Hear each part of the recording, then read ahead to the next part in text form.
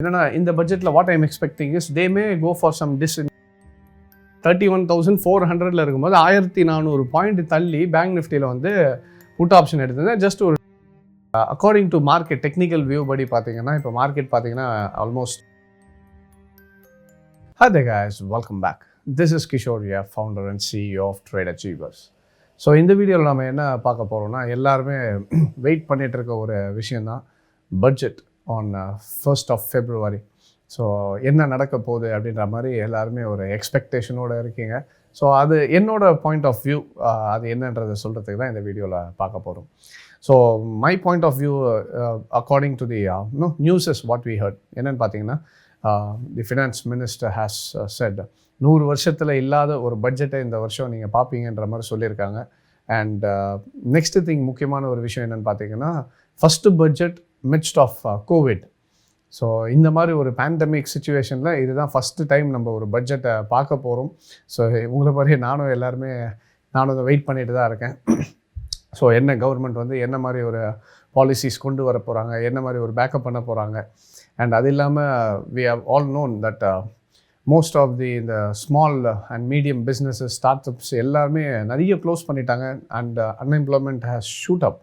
So இதெல்லாமே consider பண்ணி கண்டிப்பாக இந்த பட்ஜெட்டில் அதுக்கேற்ற மாதிரி தான் வந்து கவர்மெண்ட்டு பட்ஜெட்டை அனௌன்ஸ் பண்ணுவாங்கன்றது தான் என்னோட எதிர்பார்ப்பும். And so as per technical view, so technical வியூக்கு முன்னாடி இன்னொரு விஷயம் சொல்ல வேண்டியது என்னென்னா இந்த பட்ஜெட்டில் what I'm expecting is they may go for some disinvestments in the government sector companies like ஐஓசியாக இருக்கட்டும் இல்லை பிபிசிஎல்லாக இருக்கட்டும். இதிலெல்லாம் வந்து மேபி கொஞ்சம் டிஸ்இன்வெஸ்ட்மெண்ட்ஸ் பண்ணுறதுக்கான வாய்ப்புகள் அதிகமாக இருக்குது.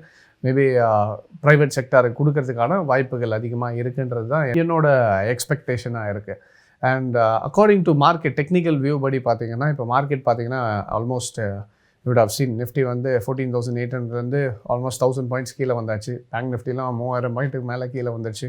நெக்ஸ்ட்டு என்ன இப்போ பட்ஜெட்டும் வந்துட்டுருக்கு. மார்க்கெட் என்ன ஆக போகுதுன்னு பார்த்தீங்கன்னா என்னோட as per my view and technical analysis பார்க்கும்போது ஒரு திருப்பி மார்க்கெட் ஏற்றுறதுக்கான வாய்ப்பு ஜாஸ்தியாக இருக்குது.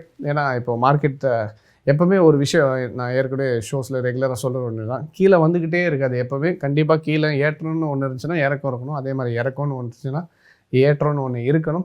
ஸோ இப்போ ஓவரால் மார்க்கெட் கீழே வந்தது கண்டிப்பாக இதுக்கான ஒரு வேலிட் கரெக்ஷன் கொடுத்தாகணும் மார்க்கெட். ஏன்னா இது கொடுக்காம இன்கேஸ் பட்ஜெட் நெகட்டிவாக போச்சுன்னா இங்கேருந்து இன்னொரு நிஃப்டி 1000 பாயிண்ட் கீழே போயிடும். ஸோ என்னோட எக்ஸ்பெக்டேஷன் வந்து திருப்பி மார்க்கெட் வந்து ஏற்றத்துக்கான வாய்ப்பு இருக்குது. ஸோ இன்வெஸ்ட்மெண்ட் பண்ணுறதுக்கான நல்ல ஆப்பர்ச்சுனிட்டியாக நானும் பார்த்துட்ருக்கேன். அண்ட் இப்போது மார்க்கெட்டில் அடித்தது நான் சொன்ன ரிசர்ஷனுக்கும் சம்மந்தம் கிடையாது. So don't get mixed up. Okay இப்போது ஆல்மோஸ்ட் ஒரு நிஃப்டி 1000 பாயிண்ட் கீழே வந்துச்சு இதை தான் அவர் சொன்னார்னா கிடையாது. நான் சொன்ன ரிசர்ஷனும் இதுக்கும் சம்மந்தம் இல்லை. That is totally different. So அதை மைண்டில் வச்சுக்கோங்க. இப்போது மார்க்கெட் வந்து திருப்பி ஏறுறதுக்கான பாசிபிலிட்டி இருக்குது. இது என்னோட எக்ஸ்பெக்டேஷன் தான்.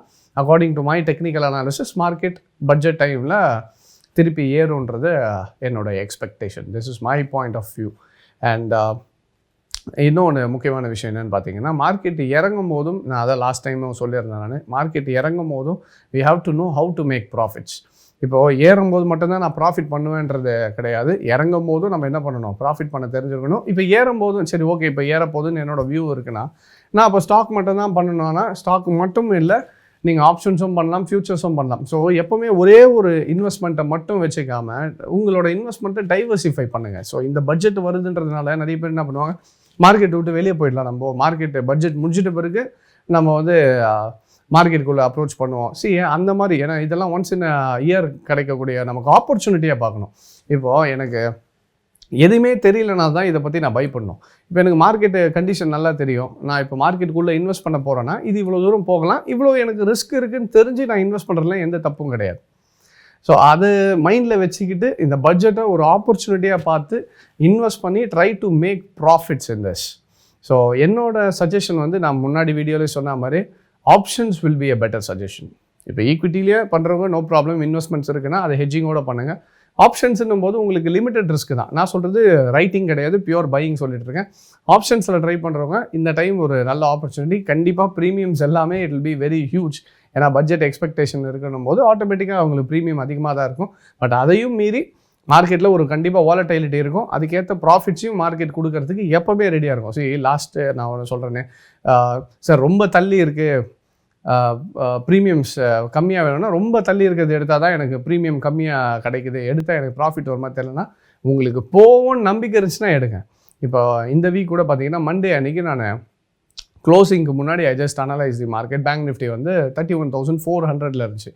அப்போது கண்டிப்பாக மார்க்கெட் எப்படி பார்த்தீங்கன்னாலும் 30,000 பிரேக் ஆகுன்றதை அனலைஸ் பண்ணும்போது தெரிஞ்சுது. அதனால் லாஸ்ட்டு ஒரு 5 மினிட்ஸில் 30,000 புட் ஆப்ஷன் எடுத்தேன் நான்.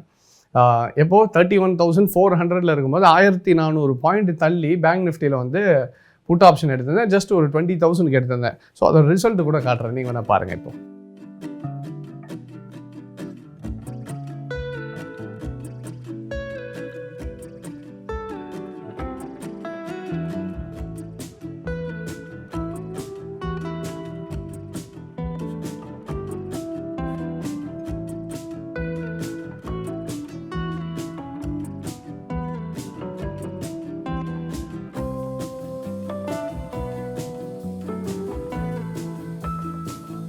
ஸோ பார்த்தீங்களா, ஸோ ஜஸ்ட் ஒரு 20,000 இன்வெஸ்ட்மெண்ட்டுக்கு it came me more then 2,25,000 as return. So 11 மடங்கு ஆச்சு. என்னென்னா கடைசி அந்த லாஸ்ட் ஒரு 2-3 மினிட்ஸில் எடுத்த ஒரு அனாலிசிஸில் இது. அதுக்கப்புறம் நிறைய லாட்ஸ் எடுக்க ட்ரை பண்ணேன், ஆனால் மார்க்கெட் அதுக்குள்ளே க்ளோஸ் ஆகிடுச்சு. ஸோ அது மட்டும் தான் கிடச்சிது. பட் ஓகே, என்னென்னா 20,000க்கு 2 லட்சம்ன்றது ஒன்றும் சும்மா கிடையாது, 10 மடங்கு ஆயிருக்கு இன் ஜஸ்ட் 2-3 டேஸ். எக்ஸ்பைரி கூட வெயிட் பண்ணலாம், அதுக்குள்ளேயே மார்க்கெட் இன்றைக்கே என்ன ஆகிடுச்சு, உங்களுக்கு டோட்டலாக மார்க்கெட் கீழே வந்ததில் it came me a good amount of return. So என்னென்னா மார்க்கெட்டில் நம்ம அனாலிசிஸில் ஸ்ட்ராங்காக இருந்ததுன்னா எவ்வளோ பெரிய வாலடைலிட்டி வந்தாலும் we can make profits. So அதை தான் திருப்பி சொல்கிறேன், பட்ஜெட்டை ஒரு டேஞ்சரஸ் திங்காக பார்க்காம ஒரு ஆப்பர்ச்சுனிட்டி டு மேக் அ ப்ராஃபிட்டாக பார்த்து அதில் இப்போ இன்ன சினாரியோவில் நெக்ஸ்ட்டு என்ன நடக்கலான்றது நீங்கள் தெரிஞ்ச டெக்னிக்கல் அனாலிசிஸில் அனலைஸ் பண்ணி பாருங்கள். இல்லை ஃபண்டமெண்டலாக பாருங்கள், சென்டிமெண்டலாக பாருங்கள். இதை தெரிஞ்சு கரெக்டாக அதை அனலைஸ் பண்ணி ட்ரேட் எடுத்திங்கன்னா it will be a profitable trade if you know what you're doing. So பயப்பட வேண்டாம், இது ஒரு ஆப்பர்ச்சுனிட்டியாக பார்த்து. ஏன்னா நிறைய பேர் பயந்து இந்த டைமில் மார்க்கெட் விட்டு வெளியே போயிடலாம் சார், எனக்கு அதுதான் தோணுது, பட்ஜெட் முடிச்சுட்டு போயிருக்கும். அப்படி கிடையாது, இதெல்லாம் ஒரு ஒன்ஸ் இன் a year. நான் திருப்பி சொல்கிறேன், இட்ஸ் an opportunity. ஸோ ஆப்பர்ச்சுனிட்டியை யூஸ் பண்ணி try to make profits in the market. All right, so that is my viewpoint. So I am bullish in this budget. எனக்கு இன்கேஸ் மார்க்கெட் கீழே வந்தாலும் எவ்வளோ stop loss வைக்கணுமோ அதை வச்சு தான் ட்ரேட் பண்ணுவேன். ஸோ அதனால் எல்லாருமே பட்ஜெட் இருக்கும்போது வாலடைலிட்டி அதிகமாக இருக்கும்போது நீங்கள் பையாக இருக்கிறீங்க, செல்லாக இருக்கீங்க, பட் ப்ராப்பர் ஸ்டாப் லாஸும் கரெக்டான ட்ரேட் எக்ஸிக்யூஷனும் ரிஸ்க் மேனேஜ்மெண்ட்டும் யூஸ் பண்ணி ட்ரேட் பண்ணிங்கன்னா it will be a profitable trade. That is my suggestion. Right, and in case இதெல்லாம் எப்படி பண்ணுறீங்க அப்படின்னு கற்றுக்கணும்னு நினச்சிங்கனாலும் we at Trade Achievers we teach people on how to trade இந்த market, எப்படி டெக்னிக்கலாக அனலைஸ் பண்ணணும், இது எல்லாமே கற்றுக் கொடுத்துட்ருக்கோம். ஸோ இன்கேஸ் அது கற்றுக்கணும்னு நினச்சிங்கனாலும் கீழே இருக்க ஸ்க்ரோலில் இருக்க நம்பருக்கு கால் பண்ணி you can always register for our classes. All right, so I hope this video was useful. So thank you very much for joining. Take care.